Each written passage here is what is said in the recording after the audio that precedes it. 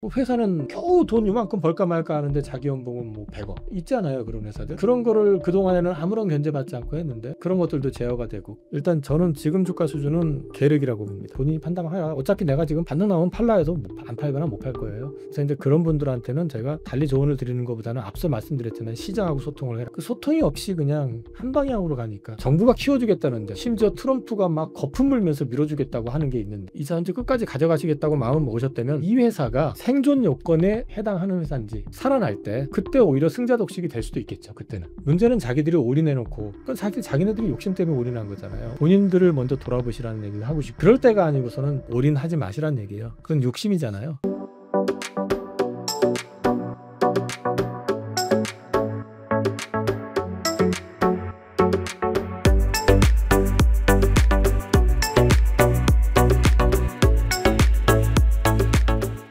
시장에서 상법 개정 통과되면 어떤 부분이 달라지는지 좀 핵심만 말씀해 주신다면. 이번에 상법 그 발의했던 게 계류된 게 이게 좀 저 이번에 아마 본회의 상정을 안 할 것 같더라고요. 다시 논의를 해서 한다고 그러는데 그동안 나왔었던 얘기만 가지고 말씀을 드릴 수밖에 없어요. 네네네. 이번에 그 발의가 됐었던 거에는 포함이 안 된 것도 있는데 아마도 될 가능성이 있지 않을까라고 보고 있고, 어쩌면 협상에 의해서 안 할 수도 있긴 있어요. 된다는 걸 전제로 해서 말씀을 드릴 수밖에 없을 것 같아요. 첫 번째는 그 가장 중요한 것 중에 하나가 주주 이익을 보호한, 그게 이제 어떤 의미냐면은 이사의 회사에 대한 회사 보호 의무뿐만 아니라 주주의 어떤 이익을 보호해줄 의무가 부여가 됩니다. 이거는 뒤집어 놓고 얘기해서 그동안에는 약간 좀 거수기 역할을 했었다면, 만약에 똑같은 짓 하다가 이게 개정이 되고 나서 문제가 생겼을 경우에는 살아온 인생 자체가 완전히 이렇게 확 뒤집어질 수 있는 그런 문제가 생길 수도 있습니다. 소송의 문제가 벌릴 수가 있기 때문에 이거 되게 중요합니다. 결국 뭐냐면 이사들이 본인의 판단을 되게 중요시할 수밖에 없다라는 거. 거수기 역할은 끝나게 되고, 그렇게 되면은 사실 실제로 경영하는 데 있어 가지고 어떤 게 더 기업에 또는 주주에 유리할 것인가를 많이 생각할 수 있다라는 측면에서 볼 수가 있고요. 이거는 이번 법에는 없었다고 하는데 대주주 일가의 그 경영권 남용 견제를 위해서 집중 투표제, 이게 도입이 될 가능성이 있어요.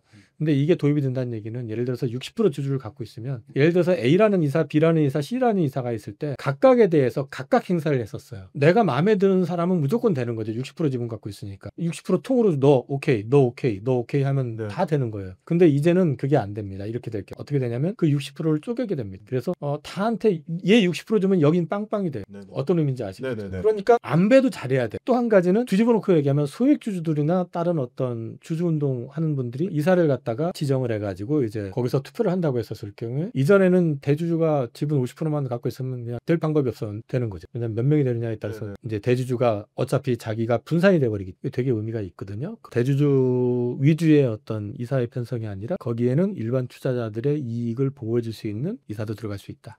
그리고 이제 바뀐 거 기준으로 했을 때는 유예기간이 원래 1년이었는데 이거 바로 시행하는 쪽으로 바뀌었었고요. 또 하나는 이제 물적 분할 관련해 가지고 반대주주에 대해서 주식 매수 청구권을 적용하게 됩니다. 이때 물적 분할 하겠다. 나 싫어. 내 거 가져가. 이게 요구가 가능하다는 얘기죠.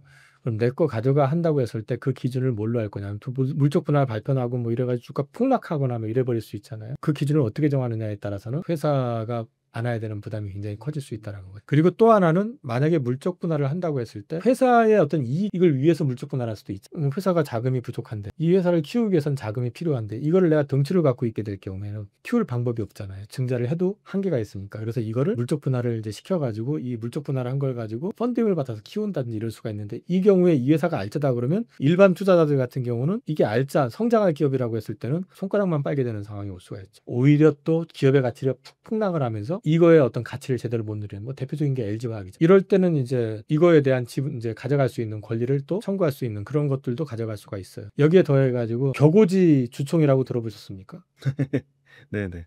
찾아가려고 그러면 뭐 찾아갈 방법이 없는, 그것도 뭐 아침 9시 개최하면서 강원도 오지 산골에서 하는 막 이런 것들 있잖아요. 근데 이제 상장회사의 전자주총에 대해서 병행 의무를 부여를 해버리게 될 경우에는 그게 불가능합니다. 그렇게 될 경우에는 한마디로 임의적으로 마음대로 못한다는 거죠. 주주의 권익을 강화시키는, 권리를 강화시키는 이런 정책들이 들어온다고 생각을 해보시면 이게 일방적으로 오너 마음대로 하던 회사가 브레이크가 걸리고 오너 마음대로 못하게 되고 걸리게 되잖아요. 예를 들어가지고 내 회사니까 그렇게 생각들을 하니까 회사는 겨우 돈 요만큼 벌까 말까 하는데 자기 연봉은 뭐 100억 있잖아요. 그런 회사들. 그런 거를 그동안에는 아무런 견제받지 않고 했는데 그런 것들도 제어가 되고 그러면은 이제 그 이익이라는 게 사실은 주주한테 돌아가야 될 걸 갖다 자기가 독식하는 거잖아요. 근데 이런 것들이 제어가 되면서 현금 흐름이 좀 투명해지게 되고 주주 환원이 좀 일어날 수 있다. 이렇게 놓고 보면은 이것만 가지고도 뭔가 좀 달라지는 느낌 안 드시나요? 그럼 확실히 투자하는 환경이 좋아지겠죠. 그러면 기업의 가치는 자연스럽게 올라갈 수 있고 그리고 또 이렇게 될 경우에는 맨날 샀다 팔았다 해서 차익만 노리는 사람들 배당을 안 주니까 근데 배당을 꾸준히 많이 주는 회사다 그러면은 뭐 굳이 갖고 있으면은 7% 8% 배당 주고 기업 가치 계속 좋아지니까 배당 늘어날 것 같으면 늘어나는 만큼 또 주가는 당연히 올라갈 거고 장기 투자가 유도가 이제 쉬워진다는 거죠. 그렇게 되면은 전체적으로 시장의 어떤 가치가 한 단계 레벨업이 될 수 있는 그런 어떤 계기가 될 수도 있다. 그래서 저는 상법 배정이 주는 의미가 생각보다 굉장히 클 것 같다 말씀드리고 있는 겁니다. 전 정부에서도 밸류업 프로그램 할 때 은행주나 뭐 금융주들이 좋았는데 상법 개정 통과되면 이 배당주들 저평가 배당주들 수혜를 받을 수 있다고 하는데 어떤 의미지? 앞서도 잠깐 설명을 드렸는데 지난 정부에서는 밸류 프로그램 자체가 긍정적인 건 맞아요. 네네. 근데 문제는 강제성 비율을 안 했다는 거죠. 그래서 제가 그때 답답해가지고 네. 다니는 채널마다 아니 그러면 그동안 몰라서 안 했냐는 거죠.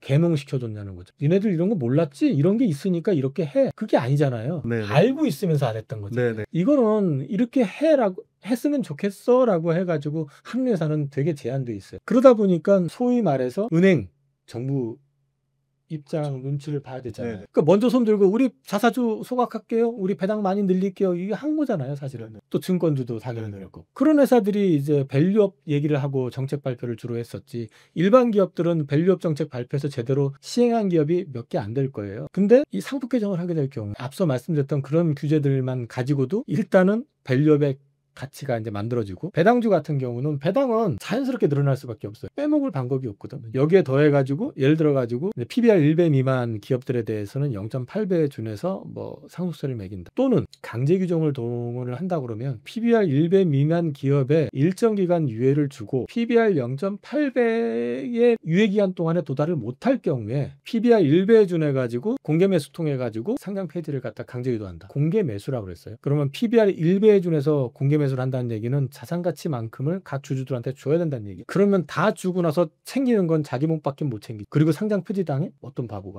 그럴 이유가 없잖아요. 네. 그러니까 사실은 이게 더 셀 거라고 저는 보는데 그런 어떤 정책적인 어떤 방향만 잘 세준다고 그러면 수혜 당연히 받겠죠. 배당 당연히 늘어나겠죠. 여기에 주주들한테 그러니까 소위 말해서 오너들한테도 인센티브를 줘야 되잖아요. 그런 맥락은 소위 배당소득 분리과세로 추가를 해주게 되면 오너들 입장에서도 배당을 줄일 이유가 없잖아요. 그러면 이제 이런 부분들이 자연스럽게 배당을 늘릴 수 있고 그러면 배당주에 대한 밸류를 키울 수가 있고 주가 올라갈 요인이 되고 이 일반 투자가들 같은 경우도 재테크 하는데 도움이 되죠. 은행에 정기예금 2몇 %짜리 넣어가지고 1년 1억 넣어서 뭐 200만 세금 떼면은 200만 원 조금 넘는 거 받는 거 하고 예를 들어가지고 지금 같은 경우 현대차가 20만 원이 되나?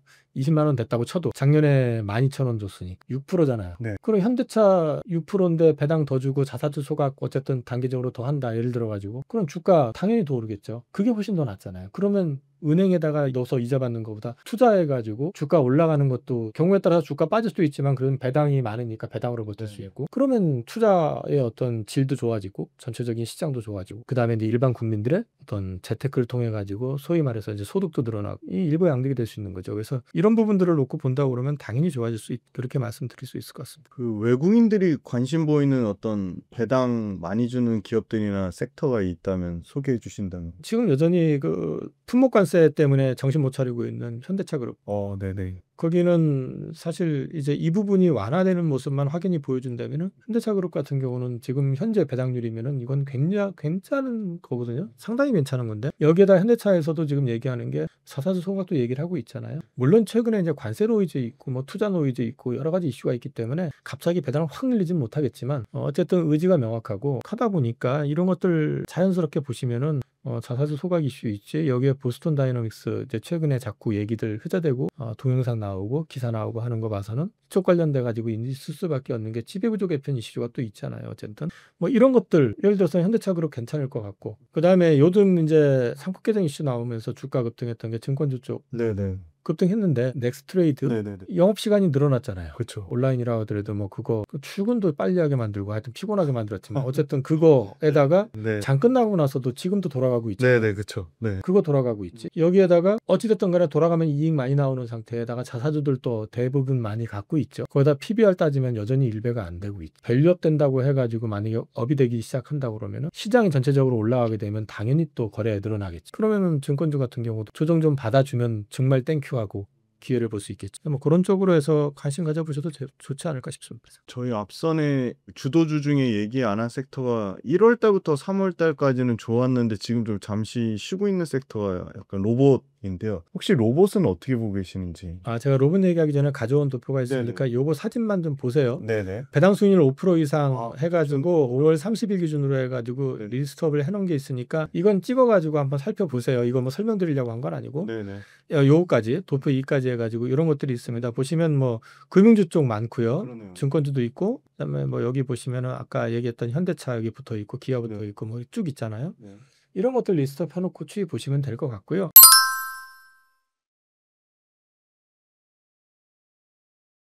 로봇 관련돼 가지고 이제 물어보셨으니까 로봇 얘기를 한다면은 우리나라 로봇 산업은 사실은 소위 말해서 이제 탑티어급 아니고요. 네. 굳이 얘기하면은 중간급, 좋게 봤을 때 중간급. 네네. 근데 산업용 로봇이라든지 뭐 이런 쪽으로 해가지고 그나마 휴머노이드 쪽 같은 경우는 좀 바닥이라고 저는 네. 보고 있고요. 우리나라에 이제 삼성 그다음에 현대차, 두산, 네. LG 뭐 이런 쪽에서 휴머노이드 로봇 개발을 얘기를 하고 있고 옆 나라 중국에서는 이미 휴머노이드 로봇을 유니티라고 이번에 이름 바꿨던데 그 회사가 지금 이제 2천만 원 레벨을 해서 이제 사용화 얘기하고 있고 옵티머스 테슬라 같은 경우도 이제 뭐 3만 불 레벨을 해서 이제 시작을 하고 궁극적으로는 거기도 2만 불 얘기를 하고 있던데 이런 것들이 이제 구체화되는 시기가 멀지 않았다. 그렇게 본다 그러면 우리도 빨리 따라붙어야 된다는 거죠. 그런 맥락에서 봤을 때는 수요는 분명히 있을 것 같고 니즈는 있을 것 같은데 문제는 우리나라에서 현재 그거를 갖다가 명확하게 보여주고 있는 기업이 제한되어 있다는 거죠. 그래서 지금 보시면은 상대적으로 그나마 주가가 괜찮은 게 네. 감속기 쪽 네네. 그쪽 관련된 업체들이 괜찮을 거예요. 네네. 그리고 그쪽 관련되어 있는 업체들이 또 이제 주로 대기업하고 협업하고 있기 때문에 그런 맥락에서 봤을 때는 현재로 봤을 때는 그쪽밖에 볼 게 없다. 그리고 이제 굳이 지금 이제 그쪽으로 분류는 안 되고 있지만 현대차 그룹 같은 경우 이제 보스턴 다이내믹스라고 하는 회사가 있는데 이거 회사의 가치 자체가 상당히 많이 올라왔을 거라고 봅니다. 네네. 뭐 3조 얘기하는 데도 있고 뭐 얘기 많은데 일각에서는 10조 얘기하는 데도 있어요. 그게 이제 최근에 보면은 보스턴 다이내믹스가 고스트 로보틱스한테 이제 로열티 받고 네네. 이제 또 뭐 진행하는 것도 있고 그다음에 또 현대로템 같은 경우가 이제 로봇을 통해 가지고 그게 아마 대테러 작전 로봇을 한번 만들었던 경험이 있을 거예요. 양산 능력을 갖추고 있기 때문에 그런 쪽하고 맞물려 가지고 작전용 로봇이라든지 또는 뭐 경비 로봇 이미 하고 있고 네. 또 그 외에 또 이제 휴머노이드 로봇을 통해 가지고 여러 가지 산업 현장에서 이제 아마 현대차 그룹의 그 싱가포르에 있는 쪽에 이제 투여가 돼 가지고 테스팅 받고 있다고 하는 것 같은데 이런 것들이나 이제 종합을 해서 놓고 봤을 때는 오히려 국내에 지금 상장돼 있는 그 자그마한 회사들 뭐 또는 우리가 지금 얘기했던 무슨 로보틱스 뭐 네. 이런 것들보다는 그쪽이 더 나을 수도 있다. 그래서 그쪽이 더 나을 수 있다면 그럼 어떻게 투자해? 상장 안 돼 있잖아요. 네. 그럼 그쪽이 지분을 갖고 있는 회사들. 네네. 네, 그런 쪽이 보실 수가 있지 않을까? 저는 오히려 그렇게 기대를 좀 하고 있습니다. 그 이제 마지막으로 만약에 그 현금 1억이 있다면 포트폴리오를 어떻게 짜면 좋을지 말씀해 주시면 좋을 것 같고 그 2차 전지 이사님 고객분들 중에서도 2차 전지 지금 아직 보유하고 계신 분들 앞서 언급 주셨던 이제 뭐 지주사 포함해서 조선, 방산, 원자력 주도주로 지금이라도 손절하고 갈아타는 게 맞는 건지 좀 1억으로 포트폴리오를 짜주신다면. 우선 제가 현재 포트에 제 고객 포트에 네. 들어있는 건 조방 원전 바이오. 그러니까 원전이라서 전력기가 아, 들어가 있는 네. 겁니다. 그래서 조방 원전 바이오 이렇게 있고요. 네. 기존 포트에 네. 좀 이제 장기 투자하시고 현금 여력 있으신 분들은 자동차 쪽 있어요. 자동차. 제가 그 전에 말씀드렸을 거예요. 그 네. 자동차 배당만 이제 올해 25년이니까 내년 되면은 6년째 받는 거. 배당 수익률만 지금 거의 이제 내년 되게 되면 이게 한 프로가 넘어가요. 그러겠네요. 네. 그리고 주가도 차익이 꽤 나 있는 거고 뭐 아무튼 그리고 제가 이제 신규로 이제 고객들한테 포트를 잡아주려고 하고 있는 거는 앞서 말씀드렸잖아요. 증권.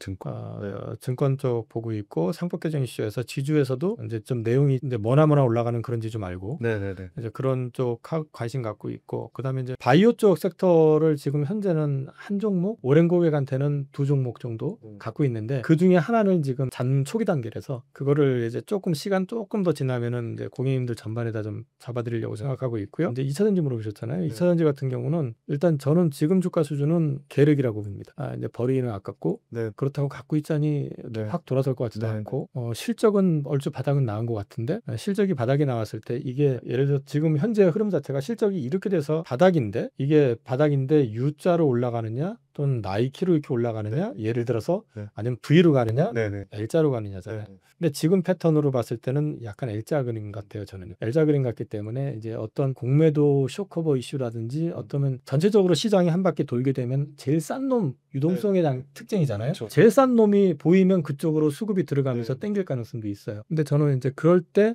좀 비중을 조금 조절하시는 게 어떻겠느냐 말씀을 드리고 있고요. 근데 사실은 이 얘기는 작년 내내 했던 얘기고 올해도 연초까지는 했는데 오늘도 사실 이제 한 분하고 그 통화를 했어요. 네. 제가 최근에는 이게 이사든지 뭐 이제 물려 계신다고 이렇게 연락 오시고 나는 이제 가급적이면 이제 안 하려고 이게 너무 스트레스를 네네. 왜냐면 그분들 입장은 이해해요. 왜냐면 주가가 워낙에 빠져 있으니 그걸 팔아놓고 다른 돈으로 바꿔놨어. 근데 이 바꿔놓은 게 주식이 나쁘지도 않아 올라가. 근데 이거 쳐다보고 있어요. 그래서 요거 올라가는 것보다 요 놈이 반등 나오면은 이거죠? 네네네. 무슨 의미인지 알죠? 네, 무슨 의미인지 너무 잘 알죠. 그러니까 네. 이게 좋은데 아. 전화 와가지고 네. 이거 지금 사야 되는 거 아니에요? 어떡하라는 얘기나. 그러니까 그거를 작년 하반기부터 시작해서 올 초까지 경험을 하고 나니까 이거 못할 짓이더라고요. 왜냐면 그것 때문에 다른 고객들한테도 영향을 네네. 그래서 제가 최근에 연락 오신 분들한테는 이제 저는 가급적이면 이제 그동안 드릴 말씀 다 드렸고 본인들 판단하시는 게 좋지 자꾸 불안하니까 자기도 힘드니까 이렇게 올라고 했는데 문제는 와가지고 종목을 바꿔줬더니 이게 올라가는데도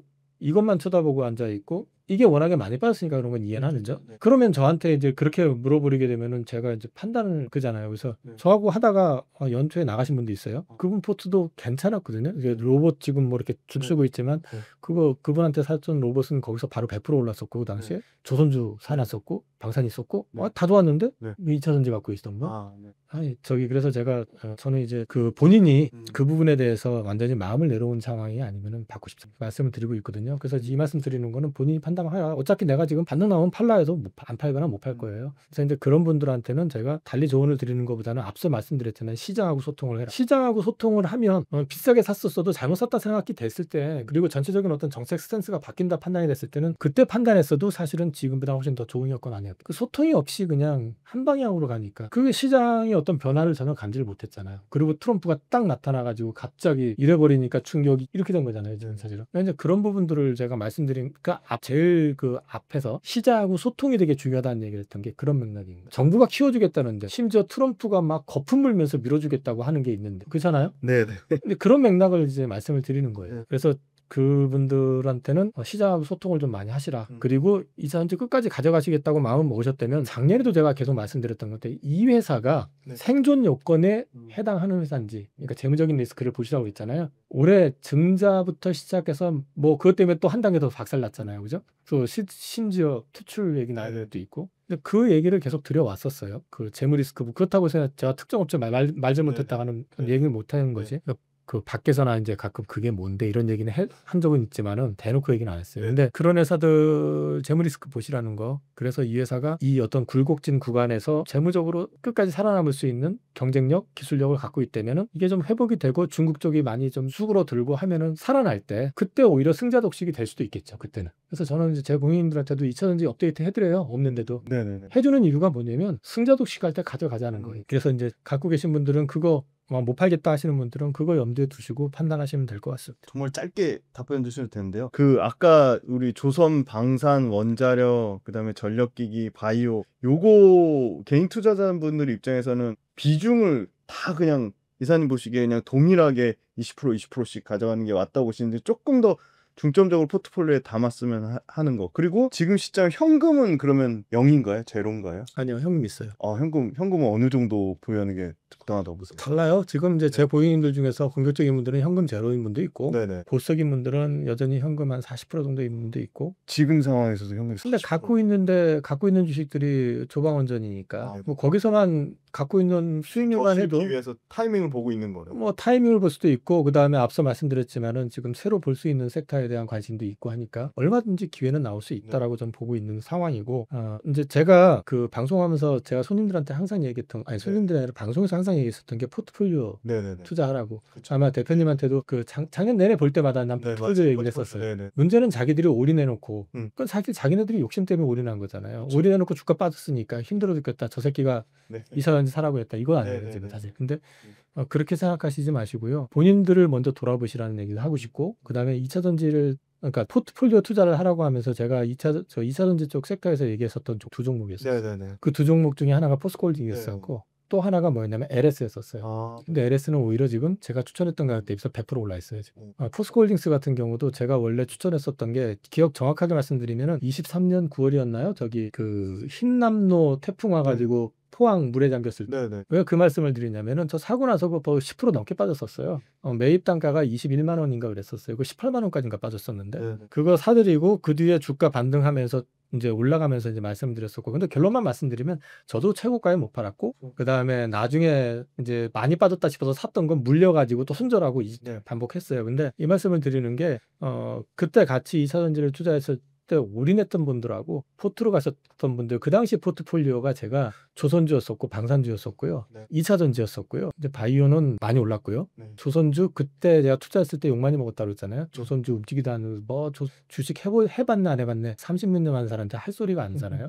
근데 그 조선주 사이클을 봤었기 때문에 근데 사실 그때 크게 움직이진 않았었어요. 네. 작년부터 움직이지. 근데 조선주 그리고 방산주 제가 현대로템 사고 편입했었던 가격이 25,000원이에요. 제 손님 중에서 딱 한 사람 갖고 있는데 지금 오늘 가격이 지금 15만 원 얼마죠. 네. 이렇게 말씀을 드리는 건 그 당시에 2차 전지 최고가에 사가지고 박살이 났었어도 이 포트면은 수익이 날 수밖에 없어요. 제가 이걸 강조하는 건 그거예요. 시장이 근데 이제 예를 들어 가지고 어떤 팬데믹이나 이런 상황에서 박살이 나는 상황이나요? 그럴 때는 포트폴리오 전략보다는 압축 전략이 진짜 돌아설 수 있는 강하게 돌아설 수 있는 게 뭐냐를 찾아야 돼요. 제가 IMF 때는 삼성전자를 찾았고요. 코로나 팬데믹 때는 바이오 주식 지금 가장 핫하게 가는 주식을 찾았어요. 2008년도에는 한 종목을 잡지 않고 이놈저놈 잡았다가 개고생하면서 수익률 맞추느라고 고생을 했었고 사실. 근데 이제 왜 그 말씀을 드리냐면은 그럴 때가 아니고서는 올인하지 마시란 얘기예요. 그건 욕심이잖아요. 그렇죠. 그리고 사실 투자 아니에요. 이건 투자라고 할 수도 없어요. 특정 섹터 특정 종목 올인해 가지고 10배 그러면 재벌이 될 수도 있겠지. 근데 그걸 투자라고 생각하고 투자한다는 것 자체가 이상한 거 아니에요? 투자하고 투기는 다른 거라는 거. 그 말씀을 꼭 드리고 싶습니다. 네, 이렇게 해서 거의 2시간 넘게 다양한 그 시장과 산업에 대한 인사이트 나눠주신 이영훈 이사님께 진심으로 감사드립니다. 수고하셨습니다. 네, 수고하셨습니다. 수고하셨습니다.